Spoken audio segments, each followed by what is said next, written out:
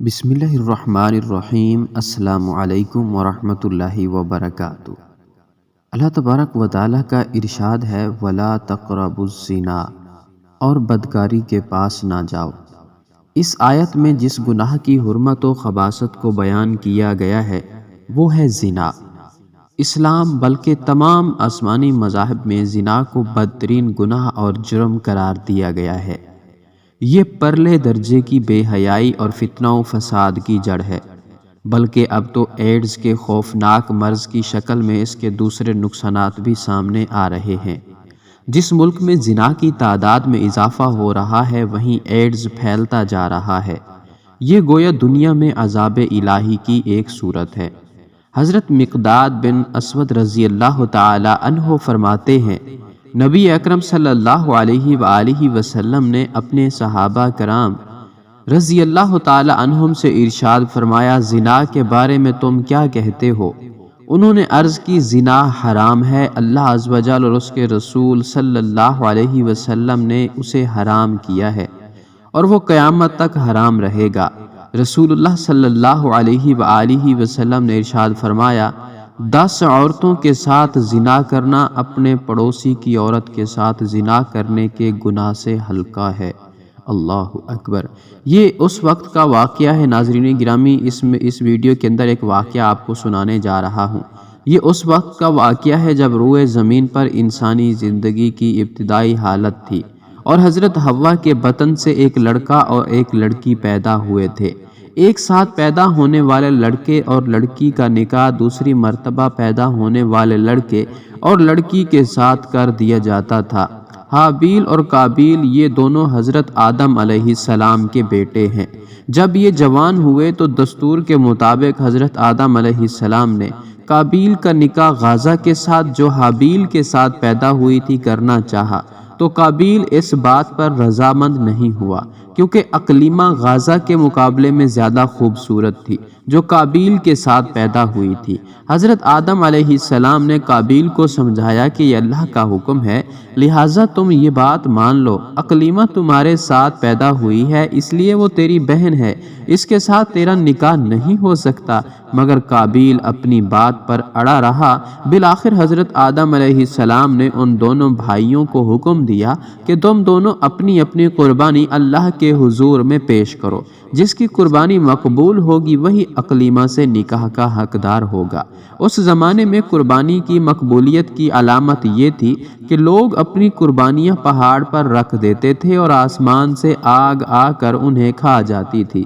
قابیل کھیتی باڑی کرتا تھا اور حابیل جانور پالتا تھا، چنانچہ قابیل نے گندم کی بالیاں اور حابیل نے ایک خوبصورت موٹا تازہ مینڈا قربانی کے لیے ایک پہاڑ پر رکھ دیا اور اللہ سے دعا مانگی، یا الہی ہماری قربانی کو قبول فرما۔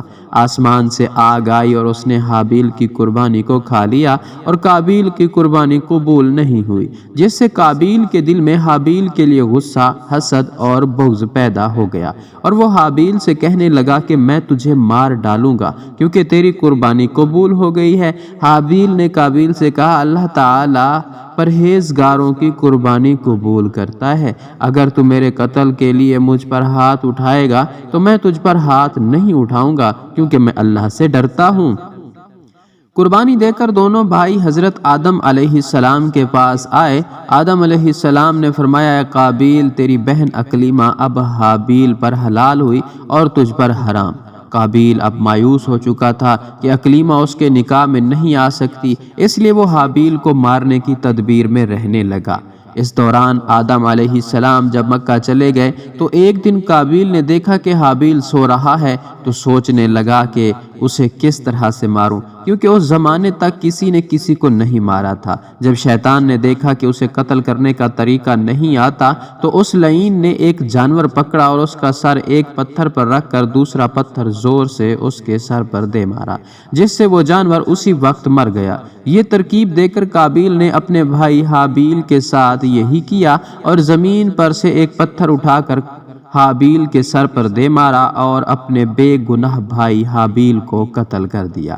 حابیل کے قتل کے بعد قابیل یہ سوچ کر بے حد پریشان ہوا کہ اب اس لاش کا کیا کیا جائے۔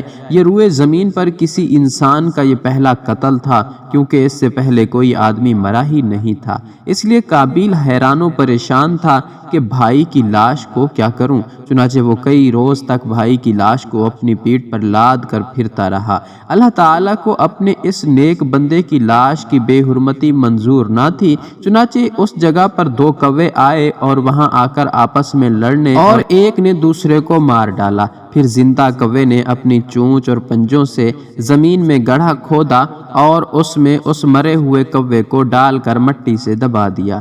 کوے کو دیکھ قابیل اپنے اوپر ملامت کرنے لگا کہ میں اس کوے سے بھی گیا گزرا ہوں کہ اتنا بھی نہ کر سکا۔ اس طرح قابیل کو معلوم ہوا کہ حابیل کی لاش کو زمین میں گڑھا کھود کر دفن کر دینا چاہیے۔ چنانچہ اس نے ایک گڑھا کھود کر اس میں اپنے بھائی حابیل کی لاش کو دفن کر دیا۔ جب حضرت آدم علیہ السلام مکہ سے واپس آئے اور حابیل کو نہ پایا تو اس کو بہت تلاش کیا مگر وہ نہ ملا۔ لوگوں سے پوچھنے لگے، کسی نے جواب دیا کہ حابیل کچھ دنوں سے نامعلوم کہاں گیا ہے۔ حضرت آدم علیہ السلام نے حابیل کے صدمے میں کھانا پینا سونا سب ترک کر دیا اور شب روز حابیل کے غم میں رہنے لگا۔ ایک روز آپ نے خواب کی حالت میں دیکھا کہ حابیل الغیاث الغیاث اپدر اپدر پکار رہا ہے۔ حضرت آدم علیہ السلام نیند سے چونک کر اٹھے اور زارو زار رونے لگے۔ اسی وقت حضرت جبرائیل علیہ السلام آئے اور حضرت آدم علیہ السلام اور حضرت حوا علیہ السلام کو حابیل کی قبر پر لے گئے۔ جب حضرت آدم علیہ السلام اور حوا علیہ السلام نے قبر کھود کر حابیل کو دیکھا، اس کا مغز نکلا ہوا ہے اور وہ خون سے آلودہ ہو رہا ہے۔ یہ حالت دیکھ کر آپ علیہ السلام دونوں بہت روئے اور حابیل کی لاش کو ایک تابوت میں بند کر کے اپنے مکان میں لا کر دفن کر دیا۔ اس وقت آپ علیہ السلام کے 120 بیٹے تھے، جن میں سے سوائے حابیل کے کوئی نہیں مرا تھا۔ روایت ہے کہ جب حابیل قتل ہو گئے تو 7 دن تک زمین میں زلزلہ رہا۔ قابیل جو بہت خوبصورت تھا، بھائی کا خون بہاتے ہی اس کا چہرہ بالکل سیاہ اور بدصورت ہو گیا۔ آدم علیہ السلام نے قابیل کو اپنے دربار سے نکال دیا اور وہ یمن کی سرزمین عدن میں چلا گیا۔ وہاں ابلیس اس کے پاس آ کر کہنے لگا کہ حابیل کی قربانی کو آگ نے اس لیے کھا لیا تھا کہ وہ آگ کی پوجا کرتا تھا، لہٰذا تو بھی آگ کی پرستش کیا کر۔ چنانچہ قابیل پہلا شخص ہے جس نے آگ کی پرستش کی اور زمین پر یہ پہلا شخص ہے جس نے اللہ کی نافرمانی کی اور زمین پر خون ناحق کیا، اور یہی وہ پہلا شخص تھا جس نے زنا کیا، اور اس طرح سے زنا کی ابتدا ہوئی۔ یہ وہ پہلا مجرم ہے جو جہنم میں ڈالا جائے گا۔ حدیث میں ہے کہ زمین پر قیامت تک جو بھی خون ناحق ہوگا، اس کے عذاب کا ایک حصہ اور بوجھ اور گناہ قابیل پر بھی ہوتا ہے، کیونکہ اس نے سب سے پہلے قتل کا طریقہ ایجاد کیا۔ قابیل کا انجام یہ ہوا کہ اس کے ایک لڑکے نے جو کہ اندھا تھا اس کو پتھر مار کر قتل کر دیا، اور یہ بدبخت آگ کی پرستش کرتے ہوئے کفر و شرک کی حالت میں اپنے لڑکے کے ہاتھ مارا گیا۔